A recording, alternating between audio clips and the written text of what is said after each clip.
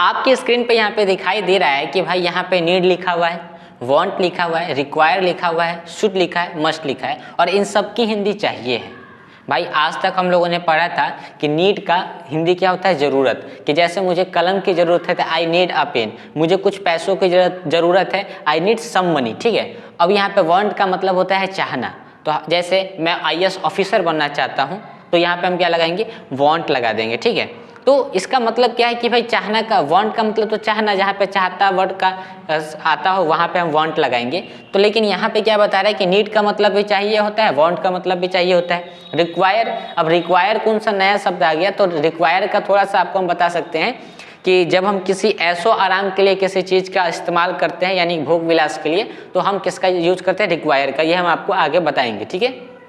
Should मतलब चाहिए, ये तो चलिए सबको पता है। मस्ट मतलब अवश्य, ऐसा कोई ज़रूरत वाली बात नहीं है, सबकी हिंदी चाहिए होती है। हम 1 बाय 1 करके सबको समझाएंगे आपको। सबसे पहले यहाँ पे नीड पे चलते हैं और नीड की हिंदी भी हमने यहाँ पे क्या लिखा है, चाहिए, ठीक है। तो अब हम यहाँ पे सबसे पहले यहाँ पे नीड लिखेंगे तो, और यहाँ पे डैश देंगे। अब लिखेंगे कि भाई नीड का प्रयोग, ताकि हमको जानना पड़ेगा ना पहले कि नीड का प्रयोग किस लिए करते हैं, ताकि हमको समझ में आए कि इसकी हिंदी चाहिए कैसे हो सकती है। तो नीड का प्रयोग हम तब करते हैं, नीड का प्रयोग हम तब करते हैं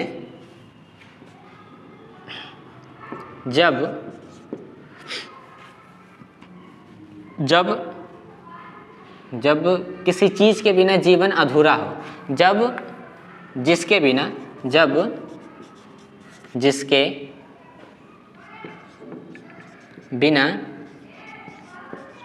जीवन अधूरा हो, उसके बिना काम ना चले,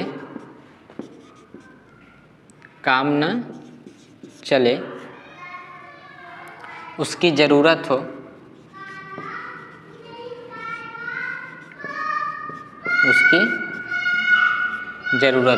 तो हमने यहाँ पे मोटा मोटा शब्दों में क्या लिखा कि नीड का प्रयोग हम तब करते हैं जब जिसके बिना जीवन क्या हो, आपका अधूरा हो, ठीक है, उसके बिना काम ना चले, उसकी ज़रूरत हो। तो इस कंडीशन में हम क्या करते हैं, नीड का यूज करते हैं, ठीक है। अब उसके बाद हमको नीड का थोड़ा सा स्ट्रक्चर लिखना पड़ेगा। तो हम यहाँ पे लिख सकते हैं कि सब्जेक्ट, ठीक है, प्लस यहाँ पे हम लिखेंगे नीड, ठीक है। अब यहाँ पे लिखेंगे नीड्स, ठीक है, प्लस हम यहाँ पे लिखेंगे ए और एन, प्लस हम यहाँ पे लिखेंगे नाउन, ठीक है, और यहाँ पे अब दे देंगे क्या, चाहिए, ठीक। अब हमने बोला कि भाई मुझे घर चाहिए, मुझे क्या चाहिए, घर चाहिए। तो अब आप ही लोग जरा सोच के बताइए कि हमने तो यहाँ पे नहीं बोला कि भाई मुझे घर की ज़रूरत है, मैंने बोला कि मुझे पैसे चाहिए, मुझे शर्ट चाहिए, मुझे क्या चाहिए, मुझे शर्ट चाहिए, मुझे अच्छी शिक्षा चाहिए, मुझे अच्छा स्वास्थ्य चाहिए। अब यहाँ पे तो कहीं पे भी ज़रूरत वाली बात हमको नहीं समझ में, हमने कहीं पे भी नहीं बोला कि मुझे अच्छी शिक्षा की ज़रूरत है, मुझे मुझे अच्छी एजुकेशन की ज़रूरत है, मुझे पैसों की ज़रूरत है, मुझे शर्ट की ज़रूरत है। मैंने तो ऐसा कहीं भी नहीं बोला। मैंने बोला कि मुझे शर्ट चाहिए, अच्छा हमने बोला कि मुझे लाल रंग की शर्ट चाहिए। तो लाल रंग की शर्ट चाहिए, इसका मतलब क्या समझ में आ रहा है कि भाई मेरे पास पहले से कोई दूसरे कलर की शर्ट है और हम मेरी छोटी सी एक इच्छा की क्या कि अच्छा ठीक है मेरे पास ब्लैक कलर का शर्ट तो है, अब एक काम करते हैं रेड कलर का शर्ट ले लेते हैं। तो वहाँ पे इच्छा आ गई, और जहाँ पे छोटी मोटी इच्छा आती है तो वहाँ पे हम वांट लगाते हैं, ठीक है। हमने इसको भी थोड़ा सा क्लियर कर दिया। लेकिन अभी हमारा जो टॉपिक है वो नीड का है। तो अब हम क्या बोलेंगे कि भाई मुझे शर्ट की ज़रूरत है, इसका मतलब मुझे शर्ट की ज़रूरत है। तो वहाँ पे मैंने कोई भी फरमाइश या अपनी इच्छा नहीं जताई है कि मुझे लाल कलर का चाहिए, मुझे काले कलर का चाहिए, मुझे पीले कलर का चाहिए, मुझे हरे कलर का चाहिए, ऐसा कुछ भी नहीं है। मुझे शर्ट चाहिए बिकॉज मुझे शर्ट की क्या है, ज़रूरत है।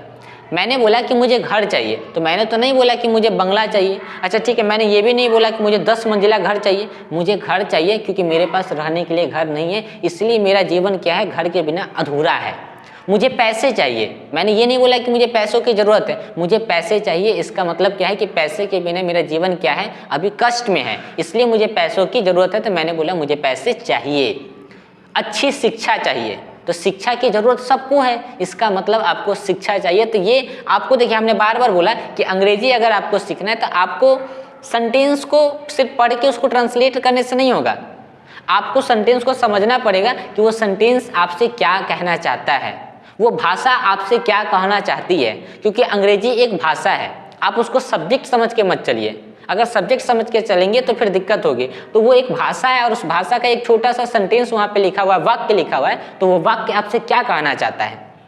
हम कविता और कहानी क्यों पढ़ते हैं? कविता और कहानी इसलिए पढ़ते हैं कि हमको वहाँ से पता चलता है कि जो कहानीकार होते हैं, जो कविकार होते हैं, वो अपनी उस कविता से या अपनी उस कहानी से क्या संदेश देना चाहते हैं, वो लाइन क्या कह रही है। तो इसी तरीके से जब हम कोई सेंटेंस पढ़ते हैं तो हमेशा कोशिश करिए कि भाई वो सेंटेंस आपसे क्या कहना चाह रहा है। उसे पैसों की ज़रूरत है तो उसने क्या बोला, मुझे पैसे चाहिए, इसका मतलब उसे पैसे चाहिए, इसका मतलब उसको पैसों की ज़रूरत है। समझ में आ रहा है बात? तो अब हम यहाँ पे लिख सकते हैं, थोड़ा सा हम इस वाले पोर्शन को मिटा देते हैं, ठीक है। यहाँ पे आप लोग एक बार स्क्रीनशॉट ले लीजिए सब लोग इतने चीज़ का, ठीक है, हो गया। अब इसको आगे लेके चलते हैं।